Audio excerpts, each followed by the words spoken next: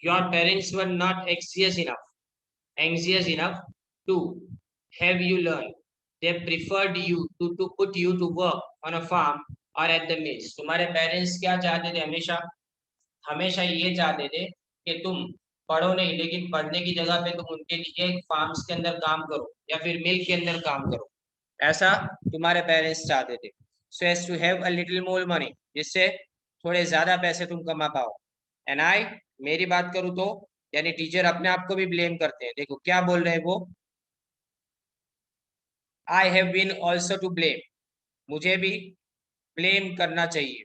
Have I not often sent you to water my flowers instead of learning your lessons, मैंने तुमको हमेशा यही बोला कई बार कि तुम जाओ और मेरे प्लांट्स के फ्लावर्स को पानी डाल के चले आओ। मैं तुमको पढ़ाने की जगह पे ये सब काम सौंप रहा था। And when I wanted to go fishing did I not just give you a holiday, क्या मैंने तुमको छुट्टियां नहीं दे दी जब मुझे छुट्टियों पे जाना था, फिशिंग के लिए जाना था तब? Then from one thing to another M Hamel went on to talk of the French language. अब यहाँ एम हेमिल ने, यहाँ से अपना बाकी था, एम हेमिल ने बताना शुरू किया फ्रेंच लैंग्वेज के बारे में, saying that it was the most beautiful language in the world. ये जो लैंग्वेज थी वो दुनिया की सबसे अच्छी और खूबसूरत लैंग्वेज थी। The clear is the most logical that we must guard it among us and never forget it. ये ऐसी लैंग्वेज थी जिसको हमको प्रोटेक्ट करना चाहिए, हमको गार्ड करना चाहिए। इतनी क्लियर लैंग्वेज, इतनी logical language. Because when people are enslaved, as long as they hold fast to the language, it is as if they had the key.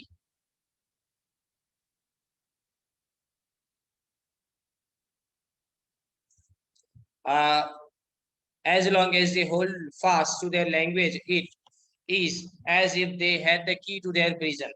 देखो ये जो सेंटेंस है ना, उसको बराबर से समझने की जरूरत है आप लोगों को। क्या लिखा गया है इसके अंदर, कि जब तक तुम अपनी खुद की लैंग्वेज को जानते हो ना, तब तक तुम अपने आप को किसी भी कैद से आजाद करवा सकते हो। यानी अगर अपने आप को किसी भी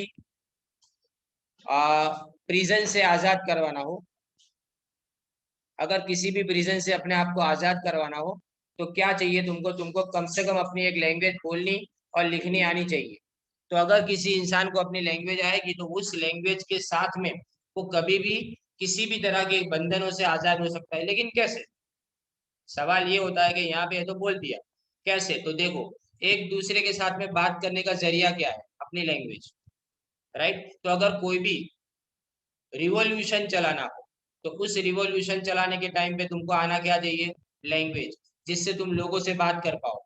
लोग उनकी लैंग्वेज खुद की जानते हो तो क्या कर पाएंगे? अपनी लैंग्वेज में जब बात करते हो तो जो विदेशी लोग हैं उनको तो अपनी लैंग्वेज समझ में आएगी नहीं, तो आसानी से इसमें से छुटकारा लेने के लिए हम एक दूसरे के साथ में कम्युनिकेट कर पाएंगे। इसीलिए यहाँ पे बताया गया है कि जब कभी भी हम अपनी लैंग्वेज को जानते हैं, तो कितनी भी गुलामी के अंदर अपने क्यों ना हो, लेकिन फिर भी उसमें से आजादी का कोई ना कोई रास्ता हमको मिल ही जाएगा। क्योंकि वही एक चाबी है अपने पास कि जो हमको ये बता रही है कि हम किस तरह से इन लोगों के चुंगल में से आजाद हो पाएंगे। Then he open the grammar and read us a lesson. अब आगे क्या? तो उसने ग्रामर की बुक खोली और उसने हमारे लिए एक लेसन पढ़ा। आई वॉज अमेज्ड टू सी। अब देखो, नजरिया बदल गया ना। अभी तक लैंग्वेज क्या लगती थी? खुद की घर की मुर्गी दाल बराबर, इस तरह से लगता था ये। इसलिए उस लैंग्वेज को अच्छी तरह से नहीं पहचान पाए। लेकिन आज जैसे ही ये लैंग्वेज उनके सामने थी, तो ये लड़का जो फ्रांस, जो नैरेटर है अपनी स्टोरी का, उसको क्या लगता है? देखो, I was amazed to see how well I understood it. मुझे लगा कि मैं ये आसानी से समझ सकता हूँ, ये लैंग्वेज कितनी इजी है मेरे लिए। All he said same so easy, जो भी वो बोल रहा था वो इतना आसान लग रहा था। जो टीचर हमको बता रहे थे वो इतना आसान लग रहा था हमको। I think too that I had never listen so carefully. मुझे लगा कि शायद मैंने आज तक कभी भी इसको बराबर से पढ़ा ही नहीं, मैंने सुना ही नहीं इसको बराबर से। And that he never have explain everything with so much patience. या तो उसने कभी भी इस तरह से मुझे समझाया ही नहीं, या तो मैंने समझा नहीं, या तो उसने मुझे समझाया नहीं इतनी शांति से। It seemed almost as if the poor man wanted to give us all he knew before going away. ऐसा लग रहा था कि जैसे वो बेचारा इंसान आज क्या करेगा, आज हमको सब कुछ सिखाने के लिए रेडी, एक ही दिन के अंदर जैसे कि उसको पूरा कोर्स हमको सिखा देना है, एक ही दिन के अंदर उसके पास जितना भी नॉलेज है वो सारा नॉलेज हमारे के ऊपर उसको न्यौछावर कर देना है, जैसे ऐसा लग रहा था। And to put it all into our heads at one stroke, सिर्फ एक ही झटके में वो सब हमारे दिमाग में घुसाड़ देना चाहता है, एक ही बार में, एक ही बार में। After the grammar we had a lesson in writing, grammar के बाद में हमको लेसन किसके अंदर, राइटिंग के अंदर दिया गया, यानी लिखने के अंदर दिया गया। That day M Hamel had new copies for us, वो मेरे हमारे लिए क्या लेके आए थे, न्यू कॉपीज लेके आए थे, नई बुक्स लेके आए थे। ऐसा written in a beautiful round hand, France Alsace, France Alsace ऐसा लिखा गया था। उन्होंने एकदम ब्यूटीफुल हैंड के अंदर उसको लिखा हुआ था, यानी हैंडराइटिंग अच्छे उसके अंदर लिखा गया था, फ्रेंच लैंग्वेज के अंदर लिखा था उन्होंने। They looked like little flakes floating everywhere in the schoolroom, hung from the road at the top of our desks. ऐसा लग रहा था ना कि जैसे कि फ्लैग की तरह से तो लिखावट थी ना, वो एक झंडे की तरह से पूरे क्लासरूम के अंदर जैसे घूम रही थी, ऐसा हमको लग रहा था। You ought to have seen how everyone said to work and how quiet it was. ऐसा लग रहा था उस टाइम पे कि हर बंदा क्लास के अंदर बैठा हुआ, हर बच्चा जैसे कि सिर्फ पढ़ने के लिए वहां पे आया था, सिर्फ और सिर्फ पढ़ाई करने के लिए वहां पे आया था, और पूरा का पूरा माहौल उस टाइम पे बदल चुका था और इतनी शांति थी वहां पे। The only sound was the scratching of the pens over the paper, बस सिर्फ आवाज किसकी आ रही थी, जो पेन उसका स्क्रैचिंग की आवाज जो होती है ना लिखने के टाइम पे, बस उसके अलावा दूसरी कोई आवाज नहीं आ रही। वंस सम बीजल्स फ्लू इन, बीजल्स आए, थोड़े जानवर जैसे कुछ अंदर घुस गए, but nobody paid any attention to. Normal class में क्या होता कि बच्चे ऐसे ही कोई भी जानवर घुस जाए तो एकदम मस्ती चालू कर दे, लेकिन आज जैसे कि किसी ने कोई नोटिस नहीं किया उस बात को। नॉट इवन द लिटिलेस्ट वंस, जो छोटे से छोटे बच्चे थे उन्होंने भी बिल्कुल भी नोटिस नहीं किया। who worked right on tracing their fish hooks as if that was French too, वो हर चीज को ट्रेस कर रहे थे। ट्रेस करना मतलब लिखावट के ऊपर लिखना, ट्रेसिंग करना यानी हम जानते हैं ना, उसके ऊपर लिखना, बार बार लिखना, रट्टा मारना जिसको बोला जाता है।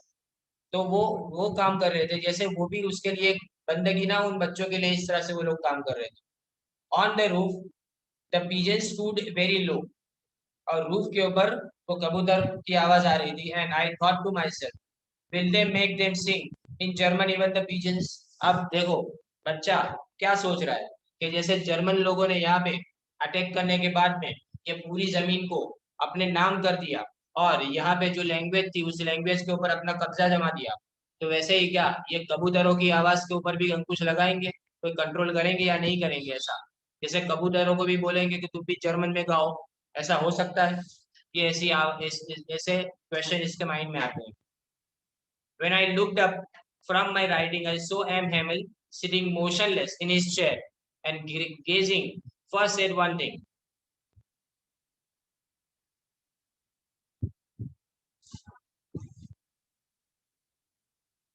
हाँ, तो when ever I looked up from my writing, जब भी मैं देखता था नीचे से मुंडी ऊंची करके मैं देखू ना जब भी, तो मुझे क्या दिखता था कि एम हेमल वहां पे मोशनलेस ऐसे ही बैठे हुए बेचारे, वो टीचर वैसे ही बैठे हुए और gazing first at one thing then at another, एक बार एक चीज की तरफ ताकते रहते थे, दूसरी बार देखो तो दूसरी चीज की तरफ ताकते रहे, as if he wanted to fix in his mind just how everything look in that little school room.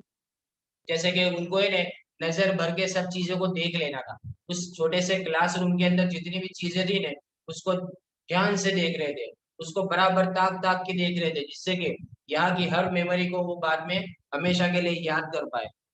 Fancy, for 40 years, he had been there in the same place, with his garden outside the window and his class in front of him.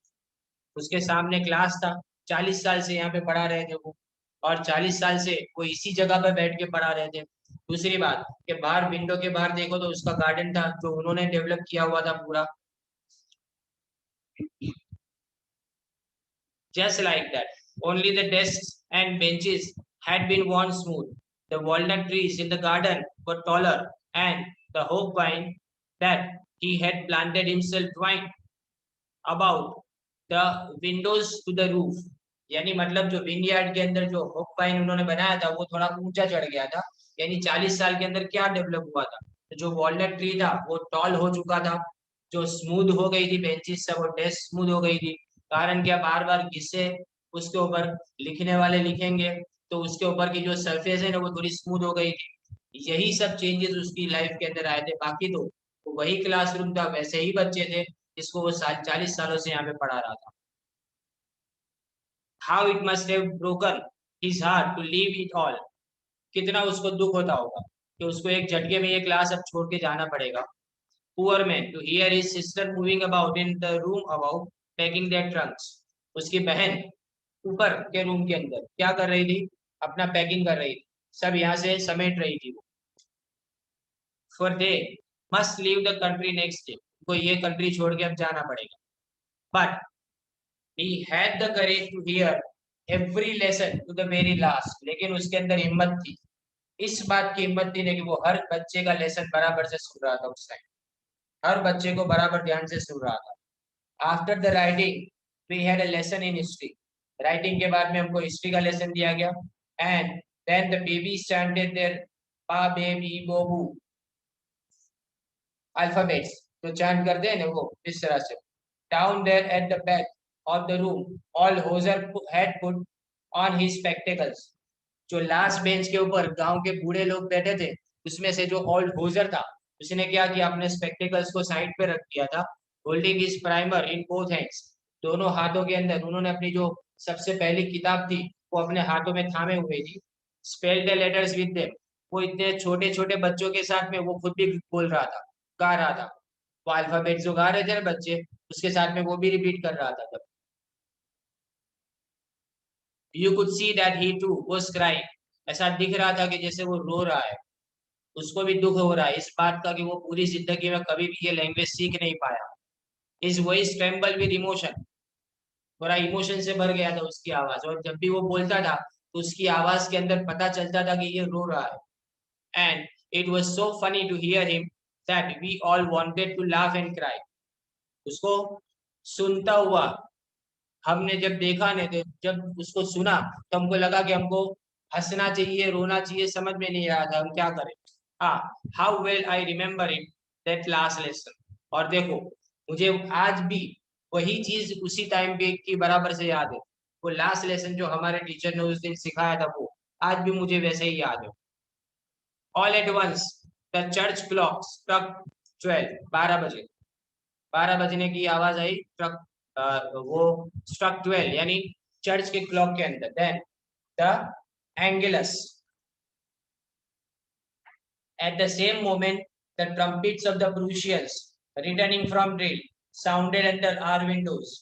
ट्रम्पिट्स यानी वो ढोल बजा के और bugle बजा के जा रहे थे और ड्रिल अपनी खत्म करके वहां से निकल रहे थे, यानी क्लासरूम खत्म होने का टाइम आ चुका है। Returning from drill sounded under our window, और वो हमारी खिड़की के नीचे सब सुनाई दे रहा था। M Hamel stood up very pale in his chair, I never saw him so tall. वो खड़े हुए अपनी जगह पे, चेहरा बिल्कुल फीका सा पड़ गया था, अपनी चेयर पे खड़े हुए वो। And I never saw him look so tall, मैंने कभी उनको इतना लंबा नहीं देखा। माय फ्रेंड्स सेड ही, आई बस something choked him, he could not go on। वो आगे बढ़ ही नहीं पाए। वो कुछ बोलने जा रहे थे लेकिन बोलने से पहले उनकी आवाज जैसे कि चोकअप हो गई, बंद हो गई उनकी आवाज। Then he returned to the blackboard, took a piece of chalk। उन्होंने क्या किया, ब्लैक बोर्ड की तरफ गए, एक चौक का टुकड़ा उठाया। And bearing on with all his might he wrote as large as he could। जितना बड़ा हो सके उतना बड़ा उन्होंने लिखा, अपने हाथों के ऊपर उतना वजन दिया उन्होंने। वो नहीं लिख पा रहे थे लेकिन फिर भी उन्होंने जितनी हो सकी उतनी कोशिश करके बड़े राइटिंग से लिखा। क्या लिखा, vive la France, long live France, इसको ऐसा लिखा था। Then he stopped and leaned his head against the wall। उसने क्या किया, अपना सर झुका लिया, दीवार की तरफ होकर अपना सर उसने झुका लिया। And without a word he made a gesture to us with his hand। उसके बाद में उन्होंने क्या किया कि हमारी तरफ इशारा किया अपने हाथों से और क्या इशारा किया कि school is dismissed, you may go, school खत्म हो गई, अब तुम जा सकते हो। यानी this was the last lesson, here your chapter ends. दो अलग अलग पार्ट के अंदर हमने ये चैप्टर, देखो ये आपको इसमें बताया जाएगा, आप टेक्स्ट बुक के अंदर ज्यादा अच्छी तरह से देख सकते हो क्योंकि यहाँ पे इतना अच्छा है नहीं।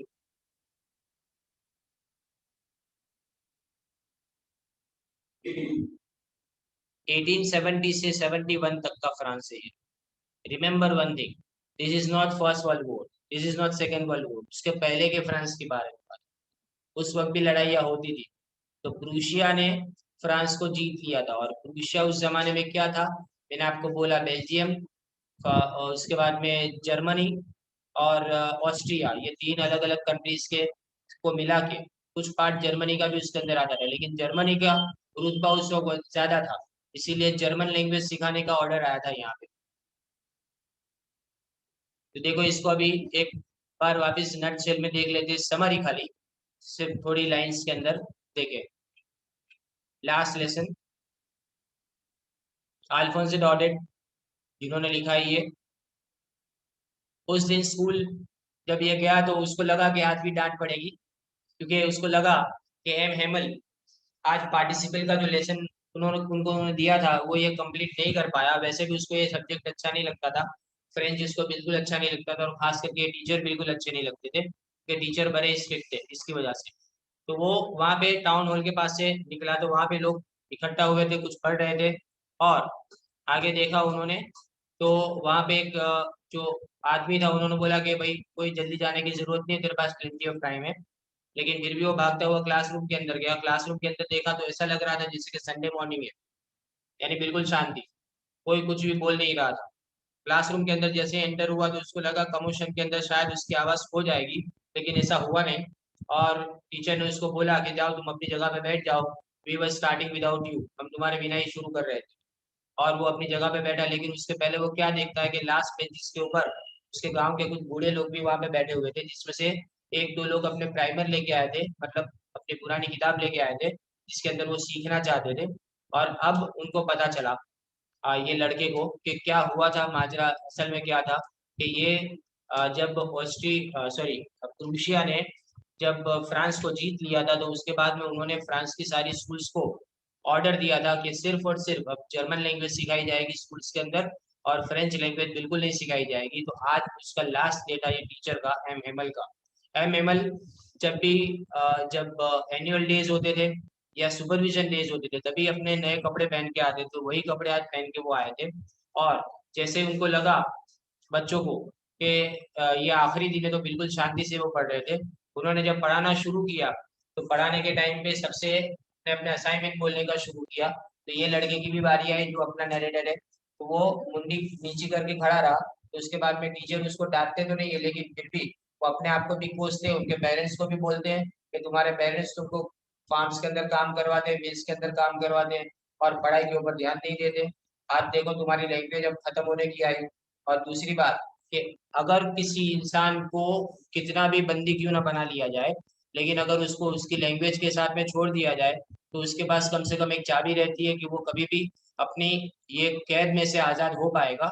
लेकिन तुम तो वो भी गवा चुके हो, क्योंकि ना तुमने ये सीखा ना वो सीखा, कोई भी चीज सीखने की तुमने कभी कोशिश नहीं की। सब लोग बहुत ही अटेंटिव होके वहां पे क्लास के अंदर सीख रहे थे। और ये जब एमएमएल जब पढ़ाना शुरू करते हैं ना, तो ये लड़के को फ्रेंच को ऐसा लगता है कि जैसे कि ये लैंग्वेज आज से पहले कभी या तो एम हेमल ने ऐसे नहीं पढ़ाई या उसने कभी ऐसे पढ़ने की कोशिश नहीं।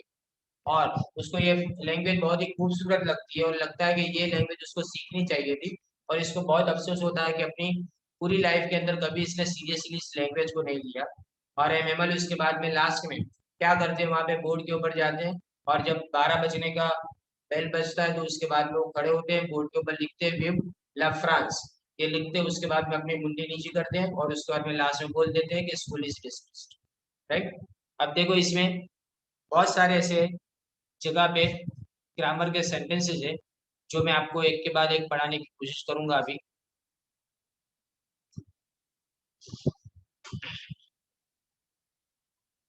अब मैं मुझे ये बताइए, आप देखो मैं आज है ना आपको एक और चीज सिखाने की कोशिश कर रहा हूँ। ये इसको अभी क्लोज करें।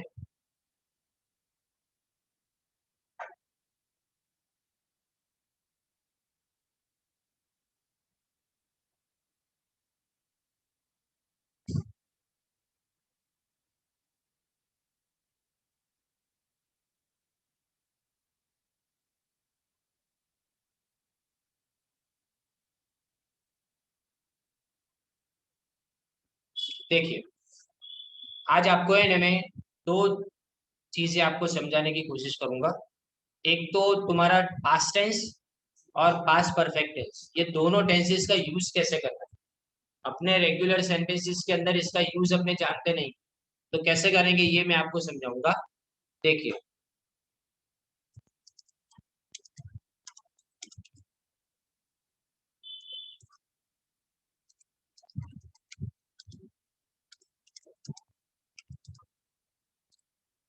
मैंने एक सेंटेंस लिखा है यहाँ पे, the boy had finished the work before he went out. कोई भी पास्ट की एक्टिविटी है, दोनों एक्टिविटी पास्ट की, right. Both the activities past की एक्टिविटी। अब ये जब एक्टिविटी होती है तो उसमें से एक एक्टिविटी पहले और एक एक्टिविटी बाद में, यानी एक एक्टिविटी पहले हुई होगी और एक एक्टिविटी उसके बाद में हुई होगी। मैंने यहाँ पे सेंटेंस लिखा कि the boy had finished the work before he went out, बराबर। तो जाना भी पास्ट में हुआ, काम खत्म भी पास्ट में हुआ, दोनों चीजें पास्ट में हुई। अब अगर दोनों चीजें पास्ट में होती है तो इसको कैसे लिखा जाएगा। तो जो पहली एक्टिविटी है ना, उसके अंदर अपने पास परफेक्ट टेंस यूज करेंगे, यानी हैड फिनिश मैंने लिखा। मैंने क्या लिखा, the boy had finish the work. फिर लिखा मैंने बिफोर ही वेंट आउट।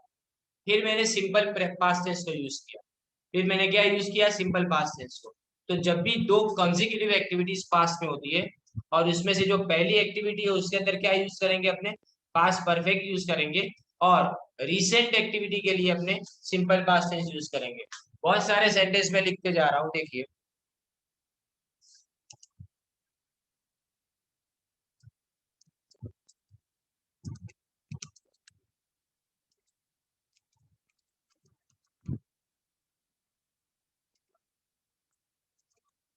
देखो, the tomb had been broken before the king visited. The tomb यानी कबर टूट चुकी थी, before the king visited it. तो किंग ने विजिट बाद में की, कबर पहले टूट गई थी, बराबर। तो क्या हुआ, दो एक्टिविटी, दोनों एक्टिविटी पास्ट की। दोनों पास्ट की एक्टिविटीज के लिए क्या यूज किया, the tomb had been broken before the king visited it. तो किंग का विजिट करना मैंने सिंपल पास्ट टेंस के अंदर लिखा। लेकिन the tomb had been broken मैंने किस में लिखा, हैड और ब्रोकन, तो ये क्या हो गया, पास्ट परफेक्ट टेंस हो गया। अगेन एक और चीज देखें।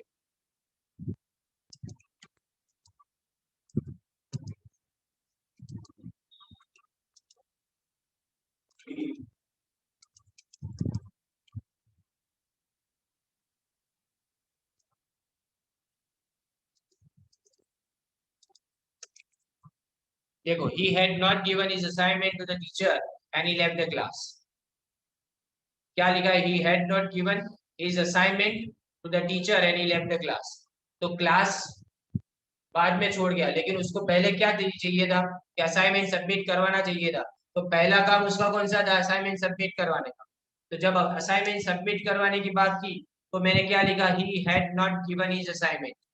he had not given his assignment to the teacher and he left the class। और इसके बाद में मैंने एंड यूज किया। नॉर्मली बिफोर और आफ्टर वाले सेंटेंस में ऐसा यूज किया जाता है। एक आफ्टर वाला सेंटेंस देखते हैं। After we had finished our work we went out to play.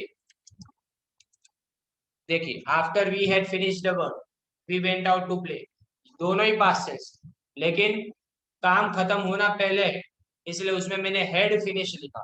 और उसके बाद वाले सेंटेंस में भी वेंट आउट टू प्ले लिखा। और एक सेंटेंस देखिए।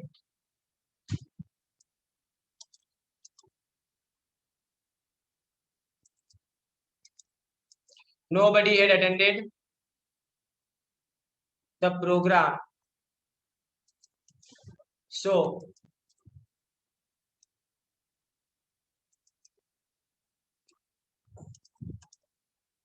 The principal scolded us all.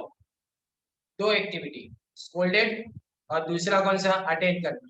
Upper attend नहीं किया इसलिए डाटा, तो अटेंड करने का पहली एक्टिविटी, जो पहली एक्टिविटी है उसके लिए हमने हैड अटेंडेड लिखा और nobody had attended the programme, so the principal scolded us all. तो इसके बाद में प्रिंसिपल ने हम सबको डाटा, समझे ना। तो जब भी पास में दो एक्टिविटी होती, तो पहली एक्टिविटी के लिए अपने पास परफेक्ट यानी हेड और पास पार्टिसिपल यूज करेंगे, और दूसरी एक्टिविटी के लिए अपने क्या यूज करेंगे, सेकेंड एक्टिविटी के लिए हम सिंपल पास्ट टेंस को यूज करेंगे, ऐसा राइट। ये एक तुम्हारा ग्रामर का एक कॉपी कार्ड मैंने चलाया।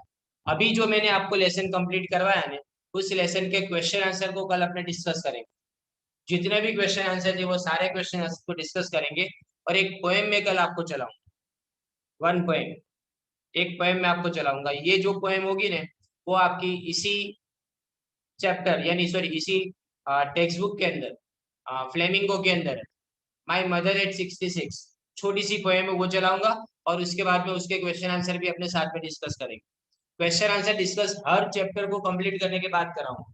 11 जैसा नहीं है ये भी, इसमें चेंज ये है ना कि जैसे ही तुम्हारे 4 लेसन कंप्लीट होंगे, यानी 2 प्रोज और 2 पोएट्री, उसके बाद में उसको ओपन क्लास के अंदर डिस्कस करना पड़ेगा, तब जाके इंग्लिश के अंदर आपको कोई भी आंसर याद करना और कोई भी आंसर लिखना आएगा, क्योंकि एग्जाम में टेक्स्ट बुक के पीछे के कोई भी क्वेश्चन पूछे नहीं जाते, एक भी क्वेश्चन नहीं आएगा टेक्स्ट बुक के पीछे का, बीच में से पूछेंगे। इसलिए मैं बार बार बोलता हूँ, मैं लेसन को जब भी समझाऊं ना, तो लेसन को वर्ड टू वर्ड इसीलिए समझाता हूँ, पैराग्राफ टू पैराग्राफ इसीलिए समझाता हूँ। कल मैं आपको सीक्वेंस बताऊंगा पूरा, कि जो एक्टिविटीज हुई ना उसके सीक्वेंसेस क्या थे, यानी पूरे चैप्टर के सीक्वेंस क्या थे, वो मैं आपको समझाऊंगा। उसको समरी जो बोलते हैं ना, वो जब मैं आपको पैम्फलेट दूंगा ना इसके, और सारे सब्जेक्ट के पैम्फलेट मेरे पास से मिलेंगे आपको। आपको कोई मार्केट से कोई डाइजेस्ट कोई भी सब्जेक्ट की लाने की जरूरत नहीं, गुजराती को छोड़ के। मेरे कोई भी सब्जेक्ट की डाइजेस्ट आपको मार्केट से परचेस नहीं करनी, राइट। और मैं आपको जब इंग्लिश का दूंगा, तो इंग्लिश में आपको पूरा 4 चैप्टर और 4 प्रोज और 4 पोएट्री, ये साथ में आपको मिल जाएंगे फ्लेमिंगो के। और इसमें जो भी पोएम्स है ना, उस पोएम के सारी समरीज होगी, और उसके बाद में क्वेश्चन आंसर, और क्वेश्चन आंसर जितने एक्स्ट्रा हो सके उतने उसके अंदर मैंने लिखे हुए पैम्फलेट्स के अंदर, जितने भी एक्स्ट्रा हो सके, सिर्फ अकेले टेक्स्ट बुक के पीछे के नहीं है, जितने भी एक्स्ट्रा हो सके उतने उसके अंदर लिखे हुए। सेम इकोनॉमिक्स और ओसीएम के अंदर भी जो पैम्फलेट है वो पैम्फलेट ऐसे ही बनाए गए, जितने भी क्वेश्चन आंसर पूछे जाएंगे बोर्ड के अंदर अभी की एग्जाम में, वो भी उसके अंदर इंक्लूड हो जाएंगे। और अभी जुलाई का जो पेपर आया था वो भी पेपर उसके अंदर इंक्लूडेड है, उसके पहले का पेपर भी उसके अंदर इंक्लूडेड है। मतलब आपको कोई पेपर सेट अलग से करने की जरूरत ना पड़े, सारे के सारे आंसर ब्रैकेट में लिखे जाए कि ये मार्च 2020 में पूछा गया था, 2019 में पूछा गया था, कितने मार्क्स के लिए पूछा गया था, ये सब उसके अंदर लिखा होता है। तो ये जो है ना वो 11th और 12th में ये फर्क काफी देखने को मिलेगा। और जब भी अपने इकोनॉमिक्स का या तो ओसीएम का कोई भी चैप्टर से कंप्लीट करेंगे, तो उसमें भी मैं ऐसे ही सीक्वेंस के अंदर तुमको जाऊंगा। मतलब एक क्वेश्चन है समझो, उस क्वेश्चन को आपको आपकी लैंग्वेज के अंदर कैसे समझना है, एक बार आपके माइंड में वो बैठ जाएगा तो उसको याद करना आपके लिए आसान हो जाएगा। इसी तरह से मैं इन सब लोगों को आगे अभी तक पहुंचा पाया हूँ।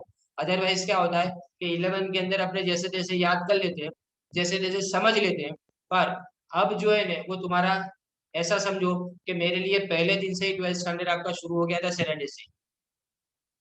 ऐसा नहीं है कि चलो पहले सिखा रहा हूँ इसलिए आराम से करेंगे, ऐसा कुछ नहीं। ऐसे ही सीरियसली लेना है पूरे साल के लिए आप। और जितने ज्यादा लोग हो सके उतने ज्यादा लोग यहाँ पे आए क्लास के अंदर, क्लास अटेंड करने के लिए, कि यहाँ सामने होंगे तो मुझे आई टू आई कांटेक्ट में ज्यादा समझ में आता है, और आपको भी ज्यादा समझ में आएगा। कुछ क्वेश्चन होगा तो आप क्वेश्चन मुझे पूछ भी पाओगे। इसका रिकॉर्डिंग मैं यूट्यूब के अंदर आपको शेयर रोज करता हूँ, जो भी मैं करूंगा यहाँ पे आपको ऑनलाइन पढ़ाऊंगा वो यूट्यूब के ऊपर शेयर करूंगा, जिससे एनी टाइम आपको देखना हो आप देख सकते हो। नहीं तो क्या कि मैं अगर भेज देता था ना तो डिलीट हो जाता था बाद में, तो उसके बाद में ढूंढना मेरे लिए भी मुश्किल, आपके लिए भी मुश्किल। ये तो हमेशा के लिए वहां पे ऑनलाइन रहेगा इसकी वजह से। ओके, तो यहाँ तक आज आपने खत्म करते हैं। देखिए